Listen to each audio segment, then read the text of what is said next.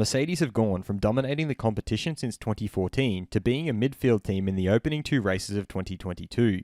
Team principal Toto Wolff has revealed the extent of their problems with this year's cars while speaking to Sky Sports. I'm your host Dillon Shelley, and first up on Formula World, Mercedes' lack of pace is not fun. Toto began by speaking about his team not being in the fight for the win in the last 2 races. We were right in the middle of those fun games in the front, and talking as an F1 stakeholder and benefiting from a great show, that is really spectacular to look at.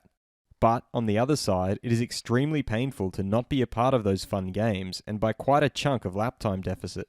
He then explained why it isn't fun. It's no fun at all. It's an exercise in humility, and it's going to make us stronger in the end, even though it's not fun right now. He signed off by revealing the extent of their problems. We're not running the car where we wanted to run it, therefore it's difficult to really assess what the lap time deficit is if we were able to run the car lower. I would very much hope that the gap is much closer to what we've seen in Saudi Arabia, but there are deficits everywhere. Fast feed. Ferrari Charles Leclerc thinks that DRS needs to stay for now, otherwise the races would be very boring. It's part of the strategy for each driver in terms of defending and overtaking, and it's part of racing for now. Red Bull's Max Verstappen concurred that if he didn't have the DRS, he would have never passed Leclerc in Jeddah. I think we are still too sensitive for that.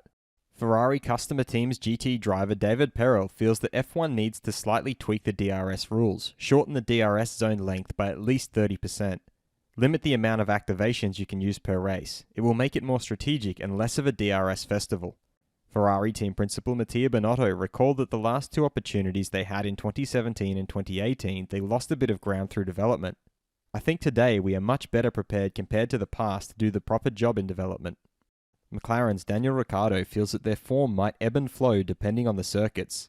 Looking at Melbourne, the changes they've made, I think it's going to be quite flowing, and hopefully that suits us. Aston Martin's reserve driver Nico Hülkenberg is very pleased. He drove a clean race in Jeddah, faultless. Alfa Romeo's Valtteri Bottas pointed out that their finishing rate is 50% of the season, so it's not good. We need to work on that. Otherwise, we have a strong car. It felt good at Jeddah, which gives me hope for the next race.